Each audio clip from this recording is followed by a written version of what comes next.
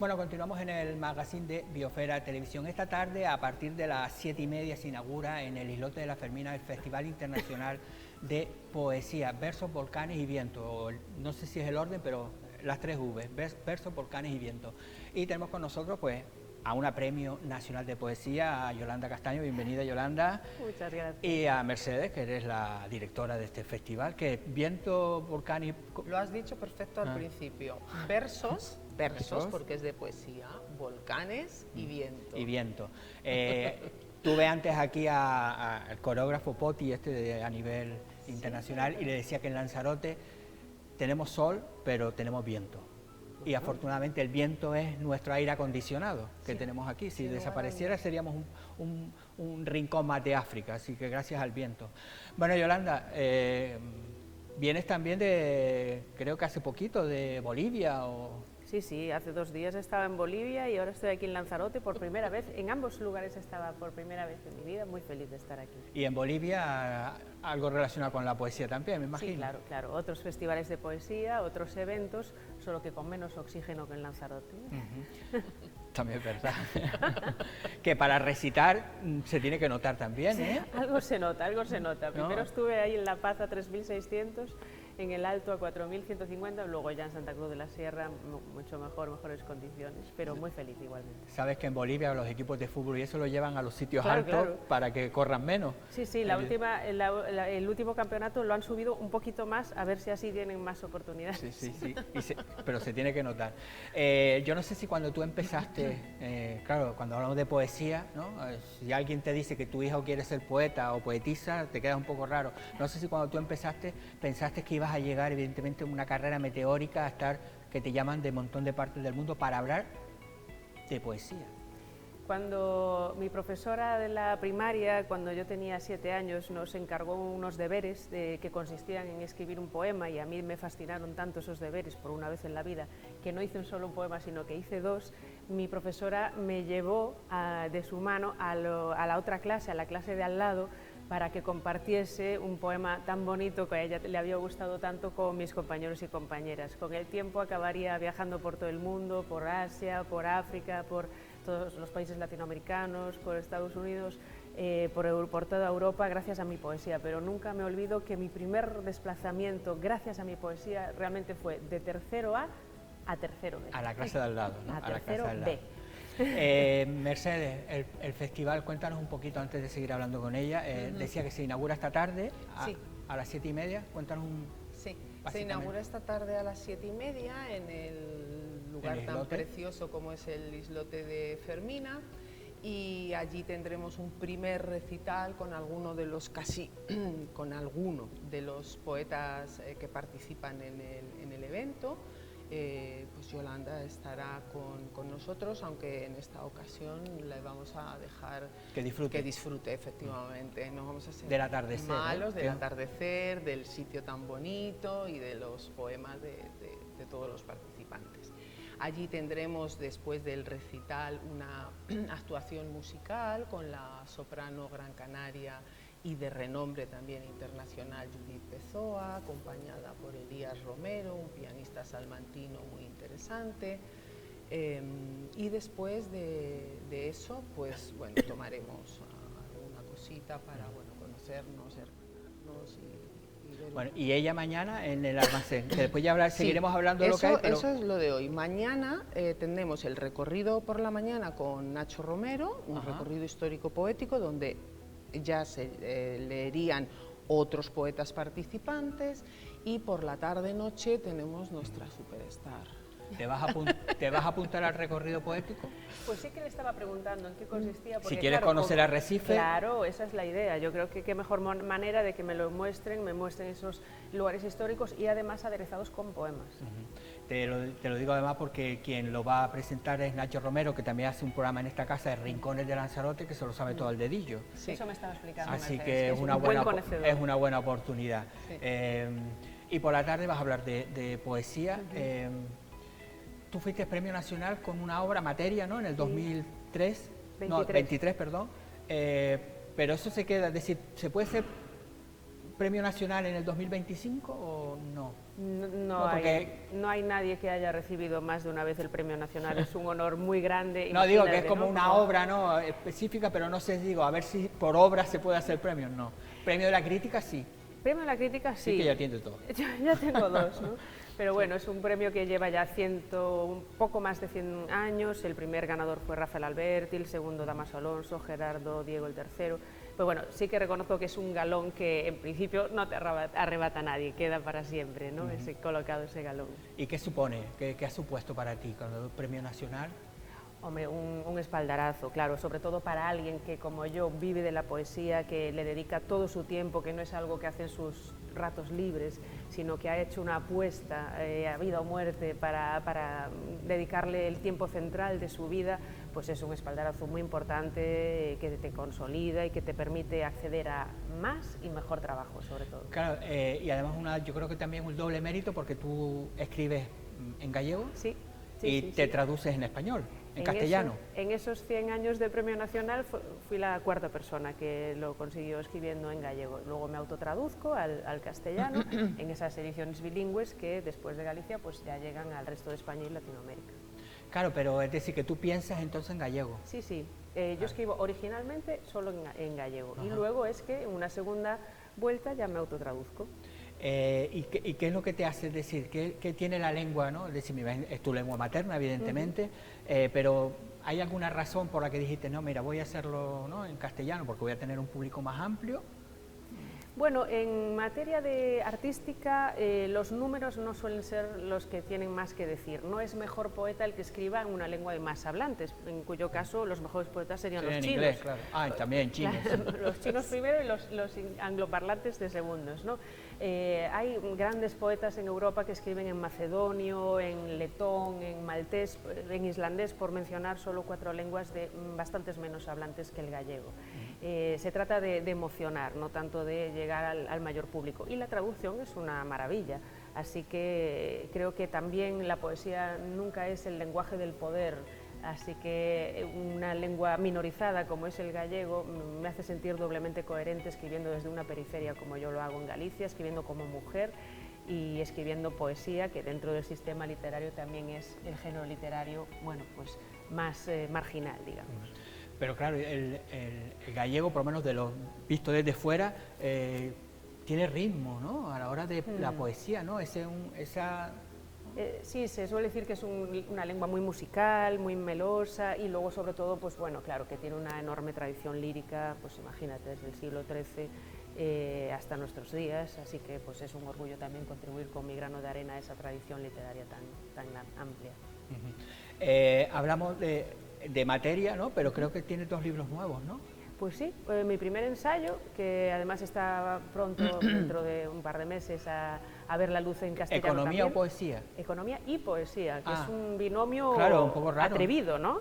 Sí, sí, bueno, yo estaba pensando en una fórmula matemática, pero claro, cuando hablamos de economía no es de fórmulas matemáticas, sino hablar, a ver, cuéntanos un poco, ¿cómo ese binomio que dice? Eso, bueno, va a salir el 10 de septiembre en castellano para el resto de España y Latinoamérica, y habla un poco de la necesidad de remunerar el trabajo creativo, también incluso de los poetas, de las poetas, que siempre se pensó que eran criaturas que no comían, que vivían en un universo paralelo, pero luego se nos obligaba a convivir en el mismo sistema económico que el resto de las personas. Si dejamos la literatura y la creatividad en manos de quien se puede permitir no cobrar por ello, lo acabaremos dejando en manos de, bueno, exclusivamente de la burguesía y dejaremos fuera seguramente a voces muy interesantes, aunque sean voces de las precarias, de las incómodas, de los apartados, ¿no? Pero voces muy interesantes para la literatura.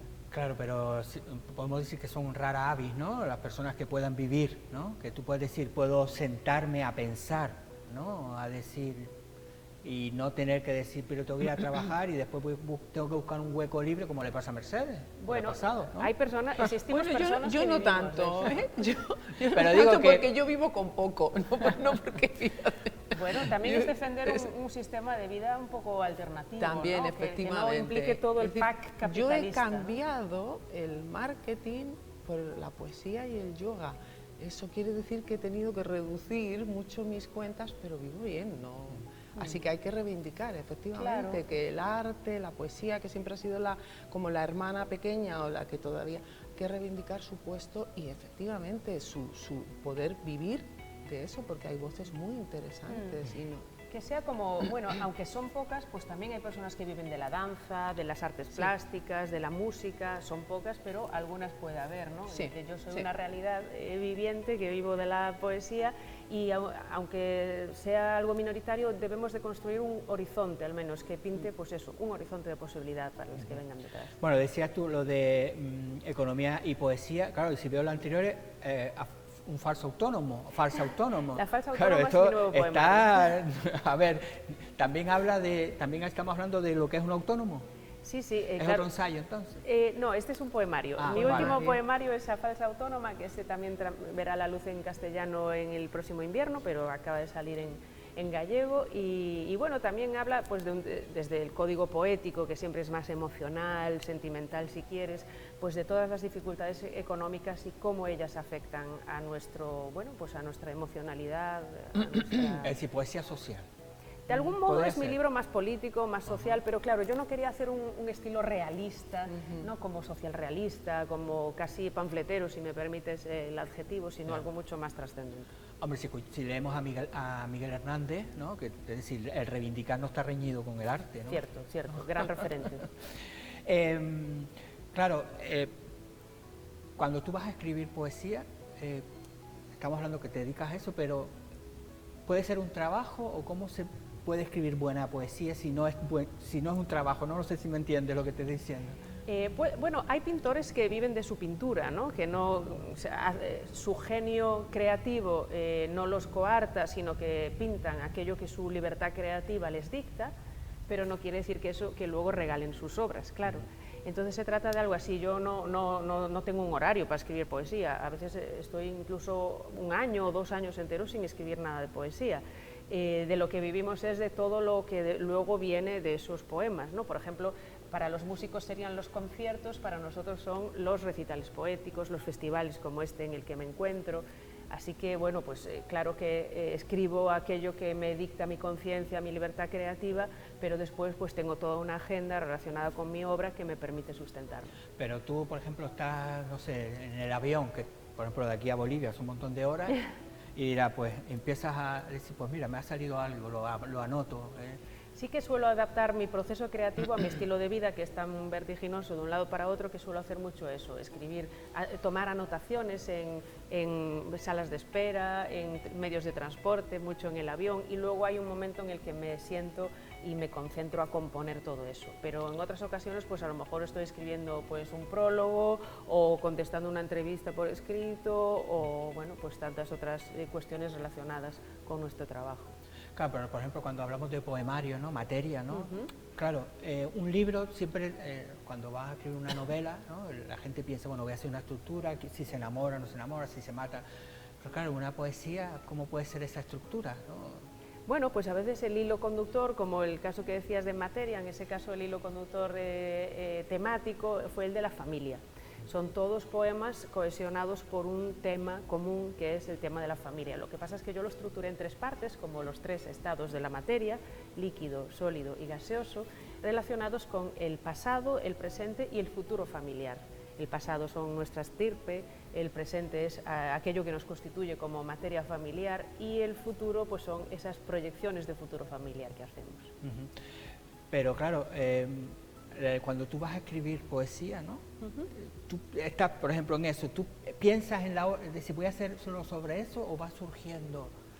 Bueno, cuando te interesa un tema, como suelo trabajar yo, que durante una época de mi vida, porque suelen ser cuestiones que me tocan en ese momento vital que estoy pasando, ¿no? Cuando era más jovencita, pues el descubrimiento de la carnalidad, de la experiencia amorosa, pues aquello era lo que me tocaba y de lo que me apetecía escribir. Luego, más adelante, pues temáticas más relacionadas con la identidad, me preguntaba quién era yo.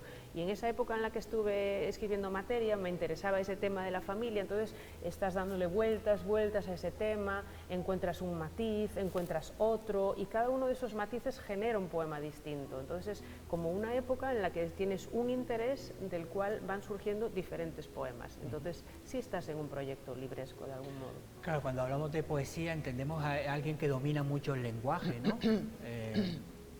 Para que sea una poesía rica, ¿no? En tu caso, claro, es el gallego. Claro, después al traducirlo en español, te das cuenta y dices, ay, mira qué bonita esta palabra en español. Que a veces se pierde, otras se gana o otras se lleva alguna que otra sorpresa. Mi competencia en porque castellano, la traducción no es como te metes en Google, ¿no? Es decir, tú tienes que traducir, claro, en tu caso tienes ventaja porque te conoces a ti, ¿no? Conoces lo que escribes, pero que no es la traducción ponerlo en Google y ver, ¿no? No. Es decir, hay palabras que a lo mejor no sé si en gallego no tiene nada que ver con lo que sea en castellano. Claro, en muchos casos incluso en la poesía también cuenta la sonoridad, por ejemplo, los juegos sonoros que se hacen, ¿no? Pues recuerdo un verso mío que era "y que queden sepultados baixo o cemento do esquecemento". Claro, eso en castellano es bajo el cemento del olvido, ya se pierde un poco el juego, ¿no? Entonces hay que intentar reproducir otra música distinta, es imposible copiar la misma porque va a ser inútil, pero intentar recrear ese mismo efecto. Mi competencia en castellano es más o menos decente, pero siempre tengo que llevarme una ayudita externa de alguien nativo ahí de castellano parlante. ¿Y entonces el cemento y el olivo cómo quedó?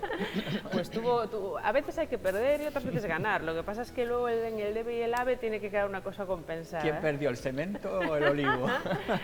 Me temo que el olvido. El olvido, perdón, estaba yo con él. Bueno, mejor, ¿no? O sea, el olvido, pues, ¿verdad? Sí, ahí estaba bien que perdiera, ¿no? Porque también quedaba bien, ¿no? Que perdiera el olvido. Por ejemplo, mañana, para aquella gente que vaya al almacén, ¿vas a leer?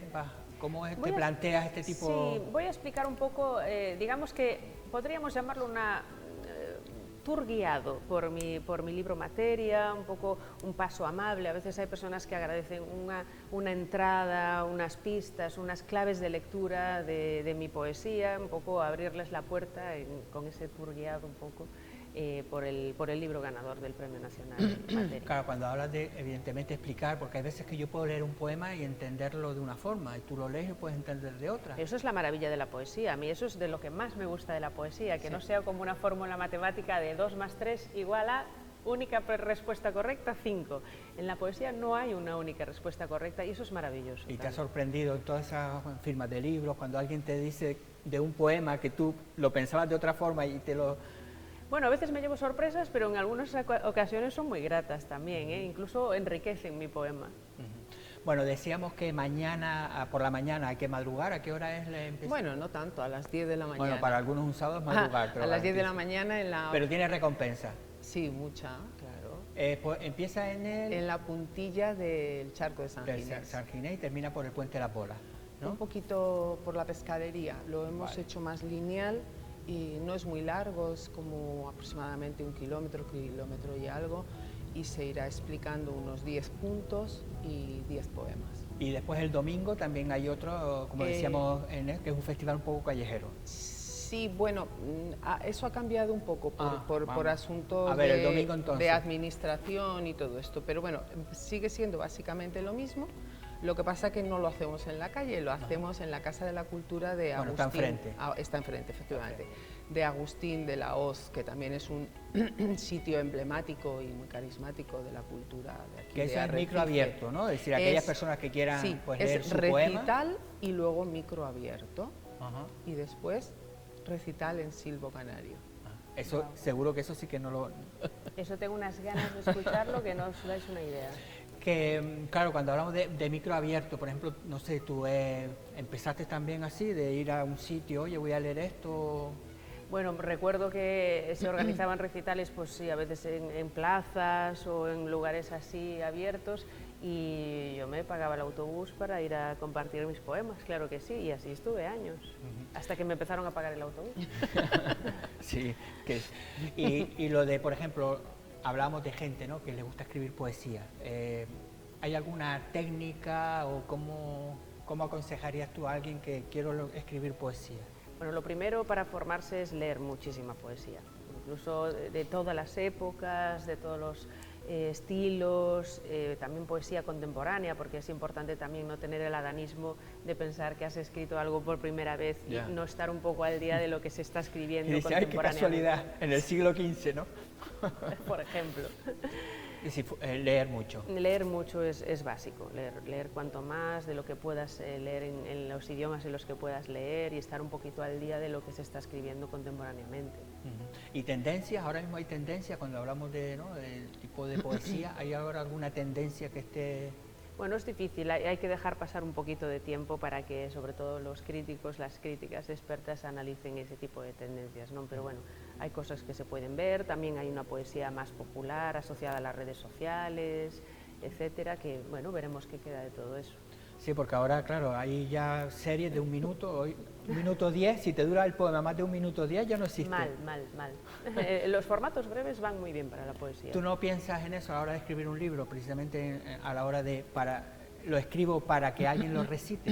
¿O tú lo escribes sin pensar en que lo van a recitar? Yo sí que tengo muy clara la vocación de la poesía para ser declamada, el hecho de que la poesía no nació realmente para los libros, sino que nació para ser cantada, ¿no?, en espacios públicos. Y a mí me gusta mucho el recital, espero que la gente también aquí en Lanzarote lo disfrute, me encanta compartir en voz alta mis poemas y hay algo de eso que se cuela en mi propio proceso creativo, ¿no?, esa conciencia de que aquello, además de leído, va a ser declamado públicamente. ¿En español, en gallego? Haremos una combinación, ¿no?, alguna traducción al castellano y también que se escuche en mi lengua. Claro, ahora hablamos en algo de política, ¿no?, cuando hablamos de muchas comunidades que reivindican precisamente su lengua y hay otras partes del país como que se sienten agredidos, ¿no? Es decir, no me hables en gallego, no me hables en catalán, no me hables en euskera. Claro, eso es perder riqueza, ¿no? Hombre, yo creo que una de las grandes riquezas efectivamente del Estado español es esa diversidad, ¿no? Que bueno, ahora que vengo de Bolivia, que estaban tan orgullosos, le llaman Estado plurinacional, tienen 36 lenguas y lo llevan a gran gala, ¿no? Pues es una pena esos otros países donde, bueno, pues queda un poco oscurecida esa diversidad para apostar por una grande y potente, ¿no? Tú entonces fuiste ya desde el principio, lo tenías claro. Sí, yo lo tenía claro porque además también viene una época, yo creo, de cuando empezó todo ese movimiento también, ¿no?, de potenciar que el gallego se ha hablado toda la vida, ¿no? Pero sí, claro, una cosa es hablar y otra es entrar en las escuelas, porque había mucha gente que sabe hablar gallego pero no sabe escribirlo. Claro, fue a partir del 83 que se empezó a estudiar, ¿no?, de manera obligatoria en los centros de enseñanza, claro. Una lengua, pues si se deja morir es como perder pues todo un patrimonio ecológico o un patrimonio cultural, ¿no? Sería una pena. Si vamos hacia la globalización y acabamos todos hablando pues quizá en inglés, pues sería una verdadera pena, ¿no? Bueno, pues gracias, Yolanda, por venir, y también a ti, a Mercedes. Ya saben, a partir de esta tarde en el islote de la Fermina, era a las 7:30. 7:30. 7:30. Después ya mañana por el Charco de San Ginés, por la tarde hay una página web, ¿no? Sí, hay un Facebook, Festival de Poesía de Lanzarote, hay un Instagram, no hay una web. Y está en Cultura del Cabildo y en Te lo digo para aquellas personas que quieran entrar en la web de Cultura del Cabildo, en la web del almacén y en el Instagram del festival, que es así, Festival de Poesía de Lanzarote, y en el Facebook. Sí. Bueno, de nuevo, gracias a las dos, gracias también por venir, y a todos ustedes también gracias por acompañarnos un día más. Disfruten el fin de semana, ya saben que tienen romería en San Juan, tienen poesía en Arrecife, bueno, tienen donde elegir. Pero eso sí, les esperamos aquí el lunes y que nos elijan a nosotros para seguir contándoles pues nuevas historias.